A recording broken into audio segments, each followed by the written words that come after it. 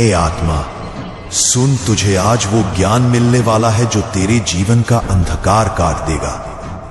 जिसने इस दुनिया में जन्म लिया है उसका कर्म ही उसका भाग्य है, पर शिव का भक्ति पथ तुझे वो शक्ति देता है जिससे कर्म भी शुद्ध हो जाते हैं, आत्मा भी निर्मल हो जाती है और जीवन भी दैवी हो उठता है।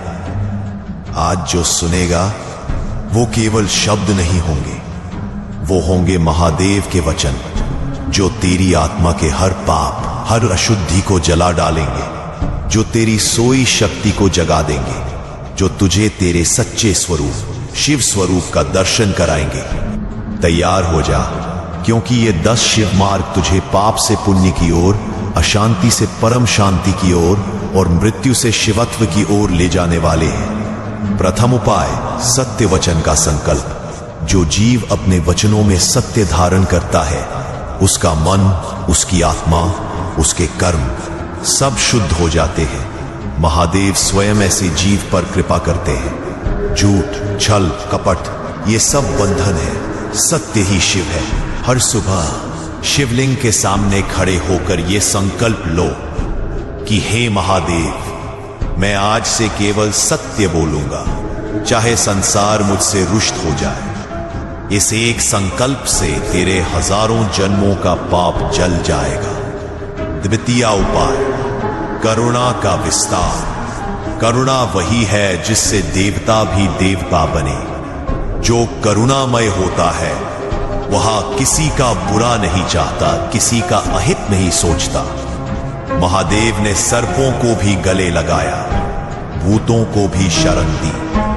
तू भी हर प्राणी में शिव देख, चींटी से लेकर शत्रु तक देख कि ये भी शिव की ही रचना है। जब हृदय करुणा से भर जाता है पाप भाग जाते हैं। तृतीय उपाय, क्षमा का बल। जो क्षमा नहीं करता वो स्वयं अपने ही पापों का बोझ उठाता है। शिव ने त्रिपुरासुर तक को क्षमा कर दिया, तू भी क्षमा करना सीख। क्षमा से बड़ा तप नहीं, जो क्षमा कर देता है वो शिव हो जाता है।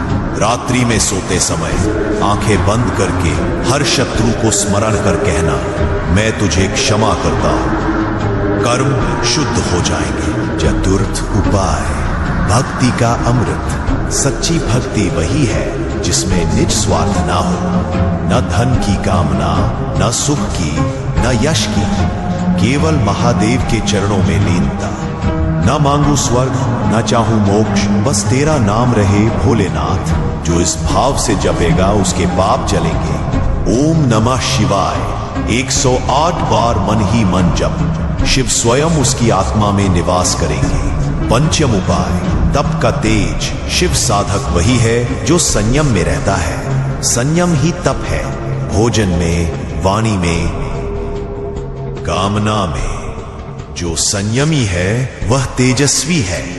प्रतिदिन प्रातः काल 15 मिनट मौन व्रत, पाप नष्ट होंगे। एक समय फलाहार, कर्म शुद्ध होंगे। स्नान करके शिव ध्यान, आत्मा प्रकाशित होगी। षष्ठ उपाय, सेवा का सौंदर्य। सेवा बिना शिव भक्ति अधूरी है। वृद्ध माता पिता, असहाय जन, गौ सेवा ये सबसे श्रेष्ठ कर्म है। सेवा वही है जो गुप्त हो, दायां हाथ करे, बायां जाने भी नहीं, तब शिव अत्यंत प्रसन्न होते हैं। जो शिवलिंग पर जल चढ़ाता है वो अच्छा है, पर जो भूखे को भोजन कराता है वो महाशिव भक्त है। सप्तम उपाय, योग का योग। साधना शिव की सीधी राह है। आसन, प्राणायाम, ध्यान। जो हर दिन कम से कम 30 मिनट श्वास पर ध्यान करता है उसके भीतर से वासना, क्रोध, मोह सब जल जाते हैं। मौन ध्यान शिव का द्वार है। शिवोहम, मैं शिव हूं, इसका भाव लाओ। शरीर, मन, आत्मा सब निर्मल होंगे। अष्टम उपाय, तंत्र ज्ञान का रहस्य।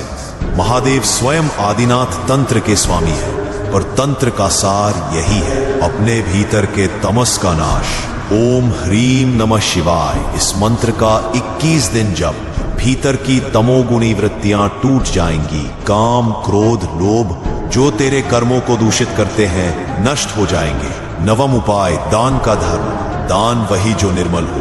धन, अन्न, वस्त्र जो भी है अर्पण कर। दान से पाप गलते हैं, दान से दरिद्रता भागती है, दान से पुण्य जन्मों तक साथ चलता है। हर माह एक निर्धन को भोजन कराना शिव को प्रसन्न करना है। दशम उपाय, मृत्यु का स्मरण। मृत्यु ही जीवन का अंतिम सत्य है। जो मृत्यु का स्मरण करता है उसके पाप स्वतः जल जाते हैं, क्योंकि उसे जीवन का महत्व ज्ञात होता है।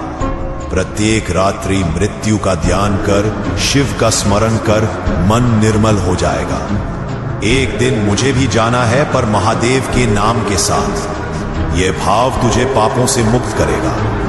अब जब तू ये 10 उपाय जान चुका है, अब तेरा जीवन वैसा न रहेगा जैसा था।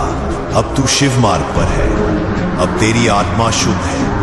अब तेरे कर्म पवित्र है। जो आज सुना उसे अमृत बना लेना। हर दिन एक उपाय जीवन में उतार लेना, फिर देखना तेरा भाग्य भी तुझसे बात करेगा।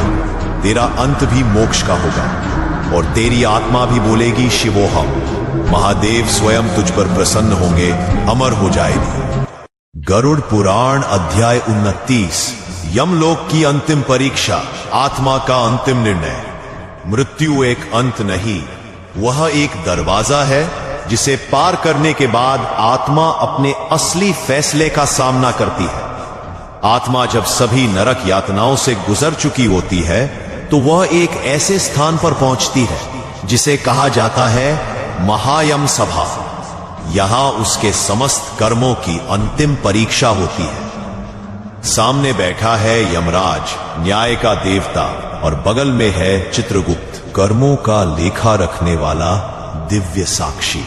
यह वह स्थान है जहां कोई छल नहीं चलता, जहां आत्मा की हर एक इच्छा, हर पाप और हर पुण्य एक दिव्य लेखा में दर्ज होता है। यहां आत्मा की आंखों के सामने उसका संपूर्ण जीवन चलचित्र की तरह चलता है। चित्रगुप्त आत्मा से कहते हैं, हे जीव, तेरे कर्मों का परिणाम अब तेरे समक्ष है। देख, तूने कहा धर्म किया, कहा अधर्म, और अब तुझे निर्णय सुनाया जाएगा। आत्मा अपने कर्मों को जैसा का तैसा देखती है। कोई बहाना नहीं, कोई संशोधन नहीं। वह समझती है जो किया वही पाया जाएगा। यमराज निर्णय सुनाते हैं। 3 संभावनाएं, स्वर्ग यदि पुण्य अधिक हो, नरक यदि पाप प्रबल हो, पुनर्जन्म यदि दोनों संतुलित हो। गरुड़ पुराण में लिखा है, यमराज का निर्णय अंतिम नहीं होता। वह केवल उस दिशा को दिखाता है जहां आत्मा ने स्वयं को पहुंचा दिया है, क्योंकि आत्मा स्वयं ही न्याय करती है अपने अनुभवों से। हे आत्मा, तुझे जो मिला वो तेरे ही कर्मों का परिणाम है। अब तू चाहे तो पुनर्जन्म ले, या यदि शुद्ध हो चुकी हो मोक्ष की ओर जा सकती है। यह वह क्षण है जहां आत्मा स्वयं निर्णय करती है क्या उसे फिर से जन्म लेकर सीखना है, या वह पूर्ण हो चुकी है, मुक्त होने के योग्य। यदि आत्मा को पुनर्जन्म लेना है तब उसके पिछले कर्म, वासनाएं और अधूरी इच्छाएं उसके अगले जीवन का प्रारूप तय करते हैं। किस जाति में जन्म होगा, किस परिवार में कौन से दुख सुख, कौन से संस्कार। पुनर्जन्म आत्मा की वही कक्षा है जिसे वो पास नहीं कर सकी। यदि पुण्य अधिक है, आत्मा स्वर्ग जाती है जहां दिव्य भोजन, नंदनवन, अप्सराएं, गंधर्व संगीत और सांसारिक सुखों का आनंद। परंतु गरुड़ पुराण चेताता है, स्वर्ग स्थायी नहीं होता। पुण्य समाप्त होते ही आत्मा पुनः गिरती है। स्वर्ग विश्राम है, मुक्ति नहीं। अंतिम क्षणों में आत्मा मुस्कुराती है, क्योंकि अब वो जानती है जीवन क्या था, मृत्यु क्या थी, और आत्मा कौन है। वो पीछे देखती है और कहती है, हे जगत, मैंने अब तुम्हें समझ लिया है। अब मैं कहीं और जा रही हूं जहां केवल सत्य है। जब आत्मा मोह से मुक्त होती है, अहंकार से दूर होती है, पूर्णतः शांत, स्थिर और निर्विमान होती है, तभी वह मोक्ष की पात्र बनती है। फिर उसे भगवान विष्णु का आदेश मिलता है, हे आत्मा, तू अब इस जगत के बंधन से मुक्त है। अब तू मेरे लोक में आ सकती है, जहां न जन्म है न मृत्यु, केवल शांति है। हम सब आत्मा है जो किसी दिन इसी यम सभा में खड़े होंगे। तो क्यों ना आज से ही अपने कर्म ऐसे करें कि चित्रगुप्त मुस्कुराएं, यमराज आदर करें और अंत में भगवान विष्णु स्वयं बुलाएं। गरुड़ पुराण यही कहता है, मृत्यु का भय नहीं यदि जीवन धर्ममय हो। गरुड़ पुराण अध्याय 29, यमलोक की अंतिम परीक्षा, आत्मा का अंतिम निर्णय।